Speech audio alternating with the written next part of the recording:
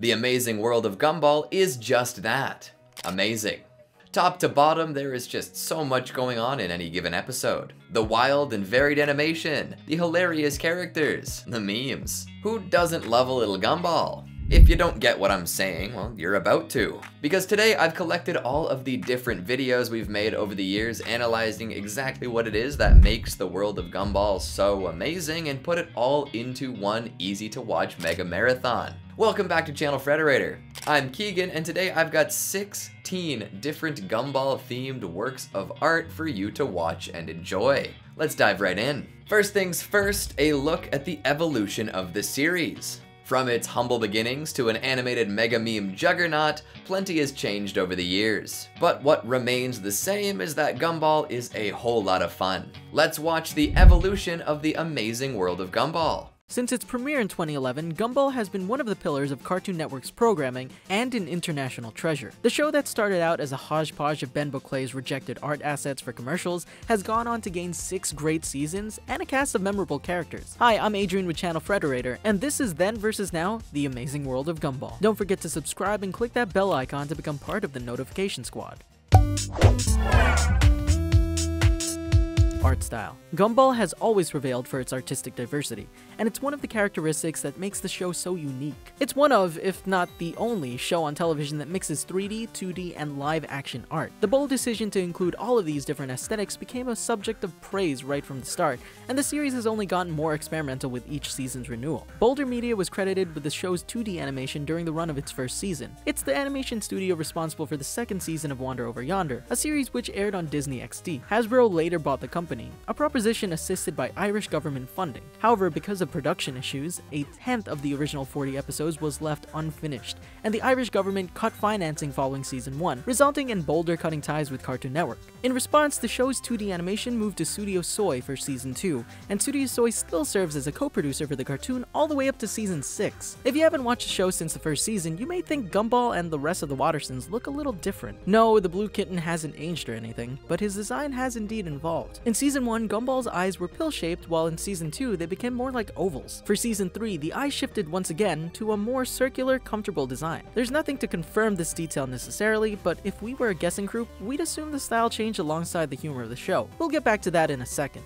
Big eyes are also incredibly appealing, but they have their limits. With the eyes taking up more than half of Gumball's face, it was likely harder for animators to give some of his signature strong reactions. The smaller eyes, on the other hand, allowed more room for Gumball to make his funny faces. This same idea also applies to the rest of the Watterson family. Tone and humor. The good news is that after 5 seasons, The Amazing World of Gumball is still, well, amazing. The show still manages to turn the mundane hilarious, but some of the humor has changed over time. Along with the new seasons came a fresh challenge: how to be funnier than the last set of episodes. If you were a fan of the first season of Gumball, then you might have noticed some significant changes while watching more recent material. The situational comedy and physical humor of the series is still going strong, although the jokes have taken the physical comedy to a whole new level with more gross-ups than ever before. Gross-ups being the technical term for that one-of-a-kind reaction face. The expressions on Gumball and Darwin's faces vary from cute to absolutely disgusting, and it's become a staple to the show's humor. In season 1, if Gumball and Darwin are taken by surprise, you might see a face like this. It's funny and adorable, but as time passed, the show continued to push boundaries. In season 3, viewers would catch a face like this. It somehow strikes the perfect balance between unsettling and hilarious,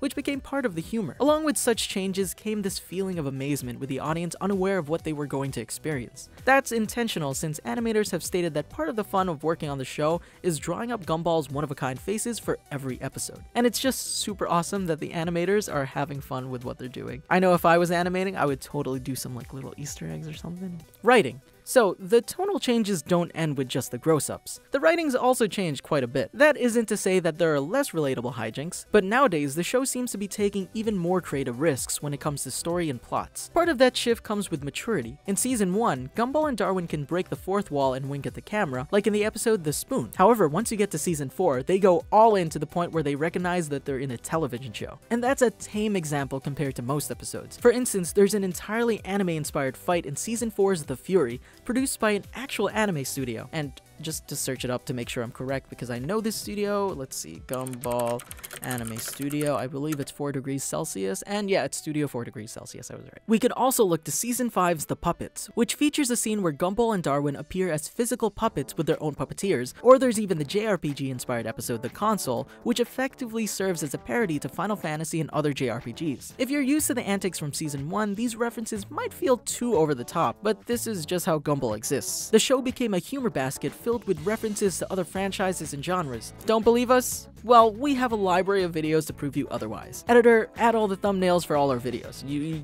There's a whole playlist, I think. We love Gumball in the office. Characters. The characters of Gumball have remained mostly stable throughout the history of the show. Aside from the design changes, there aren't many intense changes in regards to character arcs and personalities. Except Penny. Penny's undergone the most notable change on the show. So much so that if you looked at a picture of the class of Elmore Junior High from Season 1 versus an image from Season 6, you might find yourself wondering, where is she? When we first met Penny Fitzgerald, she was an anthropomorphic peanut with antlers. However, in Season 3's The Shell, we learned that underneath Penny's peanut shell, she's a shape-shifting fairy. Since Gumball convinced Penny to shed her shell and to live in her pure form, she's been different ever since. Penny can transform into all sorts of creatures based on her emotions. We've seen Penny as a gremlin, a dragon, and even as Medusa. Oh, and it's also worth mentioning that Gumball and Penny are officially dating. It's so cute. Gumball and Penny isn't the only romantic relationship that's blossomed on the show. The Watterson family has gotten more prominent, and some brand new family members play recurring roles throughout the seasons. For example, in Season 3, the longtime recurring mouse Louie started dating Granny JoJo,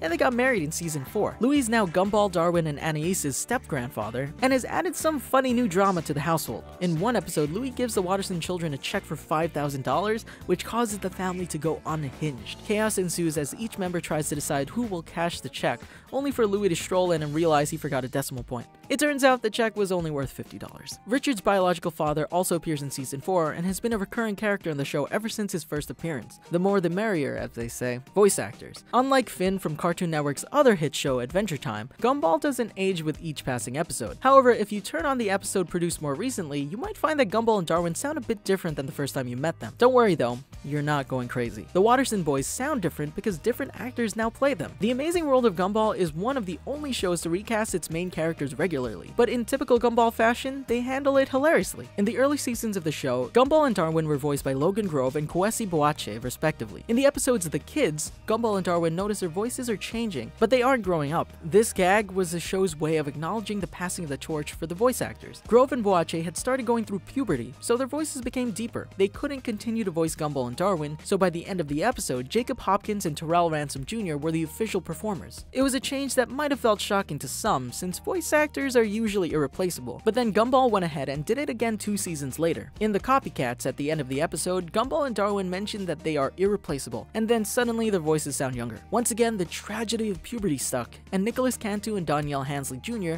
became the new voices of Gumball and Darwin. In Season 6, Gumball is still voiced by Cantu, but Darwin's voice changed once more. In The Anybody, Darwin clears his throat partway through the episode, and after doing so, he's voiced by Christian J. Simon for the rest of the season. It's only a matter of time before Gumball's voice gets replaced, and then we all get sad. And then happy again. Showrunners. Currently, there hasn't been any significant changes regarding showrunners. However, this is then versus now, and possibly versus future. And we do know that the series creator Ben Bouclé will be stepping down after Season 6. Gumball's future remains up in the air, but Bouclé seems hopeful that the show will carry on successfully without him. There's some speculation that Mike Graves will likely take over as the showrunner. He's directed a ton of episodes for the show since the very beginning, so it only makes sense that he would take up the mantle. It remains a mystery what sort of effect this may play on the show and its wonderful humor, but we'll find out soon. Fan reception. Since we're talking about it, it could come as no surprise that Gumball is one of Cartoon Network's most popular shows. And if you're one of those kinds of people who need data and cold hard evidence, don't worry.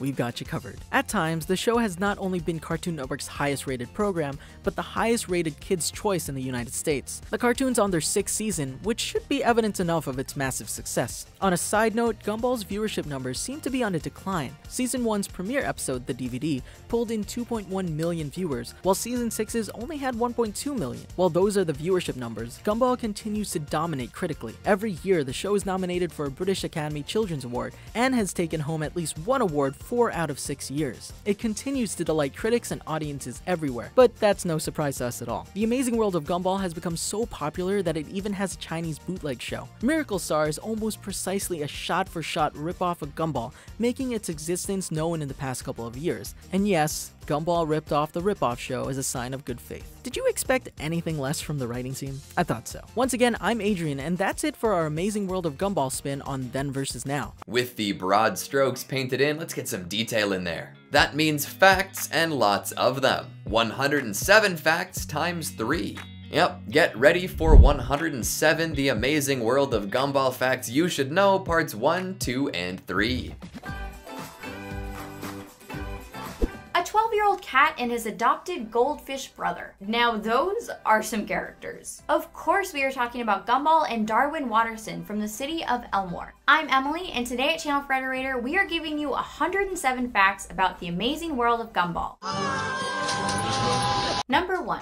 The Wattersons' last name is a reference to Bill Watterson, creator of Calvin and Hobbes. Number 2. In the episode The Ghost, a possessed Gumball is a reference to the detox hallucination baby from the film Trainspotting. Number 3. In Japan, Gumball is voiced by Junko Takeuchi. If the name sounds familiar, she's also the voice of Naruto Uzumaki. Number 4. A lot of the characters are rejected advertising mascots from Ben Boclet's portfolio. One man's trash is another man's treasure. Number 5. Gumball takes more time to create than the average cartoon because of its multimedia format. This is why the time between episodes can be anywhere from 3 weeks to a few months. Number 6. The show was originally going to be about a remedial school for rejected cartoon characters. Number 7. In Richard's early concept designs, he was a blue dog, which is hard to imagine because he makes such a cute rabbit. Number 8. Gumball's undergone several transformations through development. Originally, he was designed as a blue dog. Then he was switched to an unlucky black cat. And then for his final design, he became the blue cat we all know and love. Number 9. Anise, Richard, and Nicole are caricatured versions of Ben Boclet's own family members. Number 10. Gumball is Boclet's own caricature of himself as a kid. He described himself as a bit of an idiot. Number 11. Principal Brown and Miss Simeon are in a relationship. This is supported by the episodes The Sock, The Lesson, and The Burden. Number 12. The episode The Sweaters is a Karate Kid parody. Number 13. Ben Boclet didn't think the world of Gumball would be successful, but it's gone to win several awards internationally. Number 14. The word nipples has been said on the show numerous times, despite its TV Y7 rating. Adventure Time has a more mature rating of TV PG, and they can't even say it. Number 15. The movie Alligators on a Train is a reference to Snakes on a Plane. Number 16. It's been revealed that Gumball was originally just a nickname. His real name was Zach, but it caused him to create a terrible alter ego, so they legally changed it. Number 17. Gumball's middle name was supposed to be Christopher, but his dad confused it for Tristopher. Number 18. In an early reel of the show, Gumball was voiced by Nicky Jonas, the voice actor for Chowder. He was subsequently replaced by Logan Grove, then by Jacob Hopkins. Number 19. Despite his vocal talent and skill with the ukulele, I want to study with your daughter, Gumball is failing music class. Number 20. Darwin was originally designed for a show about mythical creatures hidden in a kid's backyard. The show was never made, but Boclet liked the design so much he put him in the world of Gumball. Number 21. Gumball and Darwin are the only characters to appear in every episode. Number 22. Darwin's name is a reference to the scientist Charles Darwin. A Darwin fish, or fish with legs, is a symbol for Darwinism. Number 23. Darwin was originally going to be a CGI animated character, but this was scrapped due to various difficulties. Number 24. Darwin was inspired by Ben's childhood friend, Paul. Number 25. Darwin can break glass with his high-pitched screams. Number 26. Darwin's full name is the longest in the show. Darwin, Raglan, Caspian, Ahab, Poseidon, Nicodemus, Watterson III. Now that's a mouthful. Number 27. Nicole is implied to be the strongest character on the show. She can easily defeat Mr. Rex and even a mob of angry citizens. Not to mention her heat vision. Number 28. Nicole has been arrested multiple times. 2 charges include robbing a store with a hot dog wiener and stealing her own car. There's also an episode in development about her shady past. Number 29. Richard cannot hold a job, or else the universe will be destroyed. Here I am, I got a J-O-B. Number 30. Richard is responsible for the family's financial troubles because he spent all of their savings on a star, which then later died. Number 31. Despite wearing a peanut shell, Penny is allergic to peanuts. Number 32. The show was named Gumball before the main character was even created. Number 33. Ben Beauclerc is allergic to cats. Number 34. Ben Beauclerc's favorite character is Susie. Maybe because her face is portrayed by Beauclerc's girlfriend, Arlie Charbonnet. Number 35. Miss Simeon has been teaching since the Stone Age. That's 300,000 years. Number 36. Miss Simeon's first name is a reference to Lucy, the first hominid to walk upright. Number 37. Every episode has "the" in the title, except for the 2 holiday episodes, Halloween and Christmas. Number 38. In Season 2, Rocky's Bisou shirt is a reference to the band Kiss. This is because Bisou means kiss in French. Number 39. Gumball is Cartoon Network UK's first original series. Number 40. Ben Beauclerc voices Susie's wailing, screaming, and laughter. Number 41. In the episode The Shell, Penny comes out of her shell, revealing that she is a fairy-like shapeshifter who changes form based on her emotions. And she no longer lives in her shell after this episode. Number 42. Penny's Medusa form is cut from episodes in certain countries. Number 43. It took Darwin several years to understand human facial expressions. Number 44. The episode The Shell was largely inspired by Hayao Miyazaki. When Penny morphs into a dragon,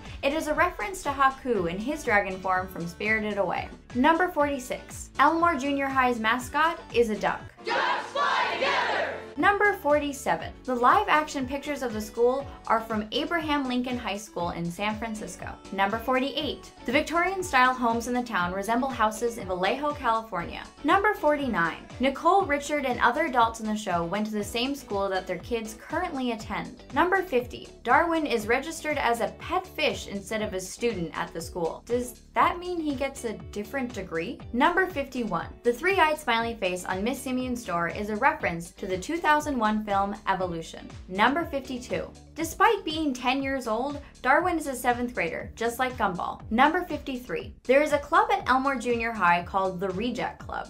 I guess that's one way to make sure that everybody has a place to fit in. Number 54. Elmore is inspired by Vallejo, California, and the setting of the show has been confirmed to be located in California. Number 55. Elmore is geographically surrounded by large bodies of water that require large bridges to cross. Number 56. Elmore has a second dimension known as the Void, where all of its mistakes end up. Number 57. Mr. Small's first name, Steve, came from his own designer. Number 58. Mr. Small's appearances are usually preceded by the strum of a sitar. Number 59. The Robinsons are inspired by the Muppets. Though they resemble real puppets, don't be fooled. They are actually animated in CGI. I wouldn't believe it if I hadn't watched it. Number 60. Tina's design is inspired by the T-Rexes from King Kong and Jurassic Park. Number 61. Carrie's 3D anaglyph outline is a reference to old B horror movies that were occasionally in 3D. Number 62. Carrie Krueger's name is a reference to 2 famous horror movie icons, Carrie and Freddy Krueger. Number 63. Carrie was born a ghost and is the child of Vladis Lokawiczki. Number 64. Carrie's reflection doesn't show up in mirrors, but if she possesses someone, her reflection will replace that of the person she is possessing. Number 65. Carrie was possessed by the jealousy spirit in the episode The Flower, which means a ghost can be possessed by another spirit. Number 66. Richard is a pacifist, while Nicole is a fighter. Number 67. Carrie's early designs look like Boo from the Mario Brothers. Number 68. Richard is so lazy because his mother sheltered him from any problems and gave him snacks. Her overprotective nature is a product of Richard's father leaving them when he was young. Number 69. Hector's name uses the prefix hecto, the factor of 100. His last name is a reference to the Norse word Jotunheimer, the homeland of the giants. Number 70. Tobias can change colors at will. Number 71. Tobias's mom and sister also have headbands. Number 72. Tobias is named after one of the show's writers, Toby Wilson. A worthy foe. Number 73. Mrs. Jotunheim was inspired by Yubaba from Spirited Away. Their designs are similar and they both have giant, potentially destructive suns. Number 74. Evil Turtle's death is a reference to Ben Beauclerc's own pet turtle dying of dehydration. It's because we couldn't take care of him. Number 75. Donut Sheriff has a craving to eat donuts, despite being a donut. Isn't that technically cannibalism? Number 76. Alan and Carmen like each other and are going out, but their love can never be. Why? Because he's a balloon and she's a cactus. If you do the math, something's gonna pop. Number 77. After Rob escaped the void, his design was altered to be much more low res. His head is polygonal, his face occasionally turns to static, and one of his feet is a wireframe. Number 78. In The Nobody, Rob swears vengeance on Gumball and Darwin after they ignored him in the void, becoming their arch nemesis for future episodes. Number 79. It's implied that Idaho's family is based on the Amish, and that Idaho is in Elmore for the Amish rite of passage, Rumspringa. Number 80. In the episode The Finale, it's revealed that Larry has taken on a multitude of jobs in order to pay for the damages that were caused by the Wattersons. No wonder he doesn't like them. Number 81. Larry works at Laser Video, Elmore Gas Station, Food and Stuff, Joyful Burger, Shoe Store, Ripley 2000, Fervidus Pizza, Elmore Shopping, and is also an accountant, ice cream vendor, pest controller, and a repairman. If Larry ever stops working, the entire economic structure of Elmore would collapse. Number 82. In The Banana, it's revealed that Banana Joe's eyes and mouth can be removed and stuck back on, so he has a whole closet of spares. Number 83. Banana Joe has a Bananan the Barbarian poster in his room. Number 84. Banana Joe's personality and appearance are inspired by the term top banana. Number 85. Gumball looks like Nicole but behaves like Richard, while Anise looks like Richard and has a personality similar to Nicole. Number 86. The inspiration for Anise is Ben Beauclerc's own sister Anise, who is a computer programmer in real life. Number 87. Anise is one of the more mature and intelligent members of her family. She even makes Gumball and Darwin breakfast in the morning. Number 88. The live-action location shots used in the show are filmed mainly in California, New York, and the UK. Number 89. Creator Ben Beauclerc cites Who Framed Roger Rabbit as an inspiration for the mixed media approach to the show. Number 90. Gumball and Darwin's Make the Most of It rap sneaks in a subtle reference to Brad Neely's famous George Washington rap. On a horse made of crystal. Number 91. The show's executive producer, Daniel Leonard, considers The Amazing World of Gumball to be the ultimate boys show. I like your eyes. Number 92. Much of the 3D rendering work on Gumball is done at Studio Soy, an animation studio in Ludwigsburg, Germany. Number 93. Other 2D and 3D animation work not completed at Studio Soy is completed by Boulder Media, an animation company based in Dublin, Ireland. Number 94. Gumball is produced as a storyboard-driven show, meaning that its storyboard artists do not work from a script, but rather a loose story outline. Beauclerc attributes the show's spontaneity to this. Number 95. Gumball's classmate, William the Flying Eyeball, is not only a tattletale snitch, but he even resembles a golden snitch from the Harry Potter series. Number 96. The character Neckbeard bears an uncanny resemblance to Pokemon's Pikachu. Number 97. The official Gumball comics published by Boom Studios ran for a total of 8 issues before cancellation. Number 98. The G is the first Gumball episode in which Darwin is seen wearing pants. Number 99. Carlton, Troy, Santa Claus, and Mr. Kreese are the only human characters to appear in the series. Number 100. Originally, Troy, Carlton, and Mr. Kreese were going to be animals. Troy was a bird, Carlton was a dog, and Mr. Kreese was a beaver. Number 101. Despite being a suburban neighborhood, Elmore has its own airline, which is renowned for its lack of legroom, more times than any other character in the series.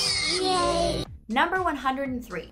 Gumball, Darwin, Tina, and Penny are all playable characters in the Cartoon Network MMO Project Exonaut. Number 104. There are over 50 original songs sung throughout the Gumball series. Number 105. Susie, her parents, and the butterfly are the only characters in Gumball that utilize live-action actors. Number 106. Darwin is revealed to be allergic to feathers in the episode The Allergy. Number 107. According to the episode The Game, Darwin is the third fish named Darwin to be owned by the Wattersons. In this day and age, we've pretty much seen every type of family there is.